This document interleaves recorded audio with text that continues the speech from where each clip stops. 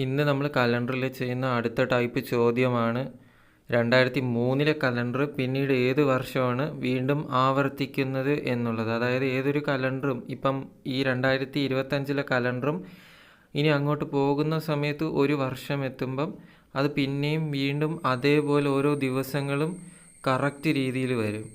അതേസമയം 2025 കലണ്ടർ ആയിരിക്കില്ല 2026. പക്ഷേ അങ്ങോട്ട് പോയി ഒരു സമയമെത്തുമ്പോൾ, അതായത് ഒരു വർഷം എത്തുമ്പം 2025 അതേപോലെ ആയിരിക്കും ദിവസങ്ങളെല്ലാം വരുന്നത്.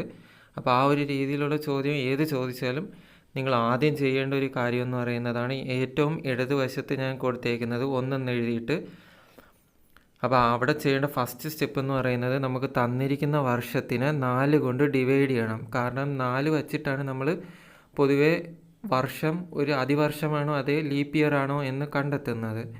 അപ്പോൾ ഒരു തന്നിരിക്കുന്ന വർഷം 4 വെച്ച് കംപ്ലീറ്റ് ആയിട്ട് ഡിവൈഡ് ചെയ്യാൻ പറ്റും എങ്കിൽ അത് ഒരു ലീപ്പ് ഇയർ ആയിരിക്കും. അതായത് ഒരു ദിവസവും കൂടെ അതിൽ കാണും. 365 എന്നുള്ളത് 366 ആയിരിക്കും.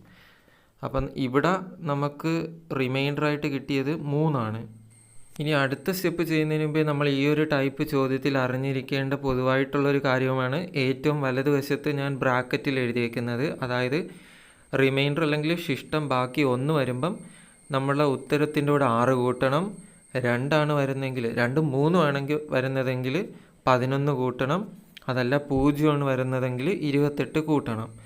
നമുക്കിവിടെ ഉത്തരത്തിൽ റിമൈൻഡറായിട്ട് വന്നത് 3 ആണ്. അപ്പോൾ നമ്മളിവിടെ 2003 കൂടെ കൂട്ടേണ്ടത് 11 ആണ്.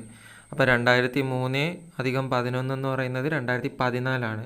അപ്പോൾ 2003 കലണ്ടർ പിന്നെയും ആവർത്തിച്ച് വരുന്നത് 2014 അപ്പോൾ ഈ ഒരു ടൈപ്പ് ചോദ്യം വന്നാൽ നമ്മൾ തന്നിരിക്കുന്ന വർഷത്തിന് ആദ്യം 4 കൊണ്ട് ഹരിച്ചിട്ട് റിമൈൻഡർ ഏതാണെന്ന് നോക്കി അത് കൂട്ടിയാൽ മതി.